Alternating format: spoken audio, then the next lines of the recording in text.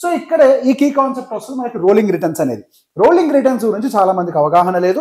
కాకపోతే rolling returns అనేవి మనకి యాక్చువల్ పిక్చర్ని, ఆ ఫండ్కి సంబంధించిన యాక్చువల్ పిక్చర్ని పాయింట్ టు పాయింట్కి సంబంధం లేకుండా క్లియర్గా ఇస్తుంది.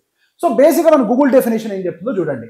Rolling returns shows all possible returns over a chosen time frames. Example 3 year window in the last 10 years. For example మన లాస్ట్ 10 years యావరేజ్గా 3 year విండో సెలెక్ట్ చేసుకున్నాం అనుకోండి. ఆ 3 year విండోలో మోస్ట్ పాసిబుల్ రిటర్న్స్ ఏమేమి ఉంటాయో చెప్తుంది. సో ఇక్కడ మోస్ట్ పాసిబుల్ రిటర్న్స్ ఏం చెప్తుంది అది మనకి ఎక్స్ట్రీమ్ కేసులో 37% రిటర్న్ రావచ్చు ఒక 3 year విండోలో, లేకపోతే ఒక -1% రిటర్న్ రావచ్చు. ఐదర్ ఎక్స్ట్రీమ్లో మన ఫండ్ యొక్క రిటర్న్ డిపెండ్ అయ్యే అవకాశాలు ఉంటాయని చెప్తుంది.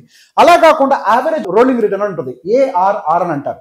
యావరేజ్ రోలింగ్ రిటర్న్ ఏం చేస్తుంది అని అంటే అది యావరేజ్గా ఎంత రోలింగ్ రిటర్న్ ఇస్తుంది అనే విషయం చెప్తుంది. మీరు ఒక 10 year టైం ఫ్రేమ్లో 2 year విండో కనుక సెలెక్ట్ చేసుకున్నట్లయితే మీకు యావరేజ్ రోలింగ్ రిటర్న్ 15% ఉందా, 14% ఉందా, 13% ఉందా అనేది కంపేర్ చేస్తుంది, చూపిస్తుంది అది. సో ఈ రోలింగ్ రిటర్న్స్ తో మీరు కంపేర్ చేసుకున్నప్పుడు మీకు బెటర్ గా అనాలిసిస్ అనేది జరగడం సాధ్యమవుద్ది.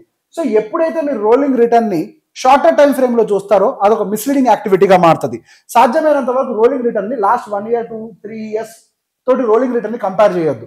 లాంగర్ టైం ఫ్రేమ్ లో ఉన్నప్పుడే రోలింగ్ రిటర్న్ అనేది బెటర్ గా చూపించగలుగుతుంది. ఎందుకు 1 to 3 years లో బుల్ మార్కెట్ ఉంటే బెటర్ గా చూపిస్తుంది. అలా కాకుండా యావరేజ్ గా 10 year విండోతో చూస్తే అప్పుడు మీకు ఆ రోలింగ్ రిటర్న్ అనేది కొంచెం ఎక్యురసీ తోటి బెటర్ గా చూపిస్తుంది. సో బెస్ట్ ఇక్కడ నెక్స్ట్ వచ్చేసరికి మన స్టెప్ 1 లో ఎవాల్యుయేషన్ లో అనాలిసిస్ లో running the basic hygiene checks of your mutual fund. So ఇక్కడ ఏం చేస్తాం, ఫర్ ఎగ్జాంపుల్ గా చెప్తున్నాం, it is not any recommendation, we clearly written that there is no recommendations here. So basic ఒక Kotak emerging fund అనుకోండి. So basic అది ఒక mid cap కి సంబంధించింది. సో దాని యొక్క benchmark Nifty 50 total return index, TRA అని చెప్తాం కదా, always compare it with the TRA, not the exact index. So basic benchmark వచ్చేసరికి Nifty 50 TRA, launch date XYZ. So దాని పోర్ట్ఫోలియో మిక్స్ ఏమేమి ఉంది, ఆ పోర్ట్ఫోలియోలో ఏమేమి మిక్స్ అయి ఉన్నాయి అంటే లార్జ్ క్యాప్ ఎంత ఉంది, మిడ్ క్యాప్ ఎంత ఉంది, స్మాల్ క్యాప్ ఎంత ఉంది. మిడ్ క్యాప్ ఫండ్ అని అంటే మొత్తం మిడ్ క్యాప్ ఉంటుంది అనేది ఏం లేదు. వాళ్ళు ఒక 65% ఎంతో మిడ్ క్యాప్ పెట్టేసి మిగతాయి మాత్రం వాళ్ళ చాయిస్ వదిలేస్తారు. లార్జ్ క్యాప్, స్మాల్, మిడ్ ఏదైనా పెంచుకునేటువంటి ఇది వాళ్ళకు ఉంటుంది. సో ఫస్ట్ స్టెప్ లో మనకి ఏమవుతుంది అని అంటే ఈ ఫండ్ కి సంబంధించినటువంటి బేసిక్ ఐడెంటిఫికేషన్స్ మనం చేయగలుగుతాం. సో స్టెప్ 2 లో ఏం చేస్తాము, ఎక్స్పెన్స్ రేషియోస్ కి సంబంధించిన అనాలిసిస్ చేస్తాం. సో బేసిక్గా ఎక్స్పెన్స్ రేషియోస్ విషయంలోకి వచ్చేసరికి ఎక్స్పెన్స్ రేషియో ఎక్కువ ఉంటే తీసుకోకూడదు, ఎక్స్పెన్స్ రేషియో తక్కువ ఉంటేనే తీసుకోవాలని చెప్పేసి కొన్ని మాట్లాడుతూ ఉంటారు.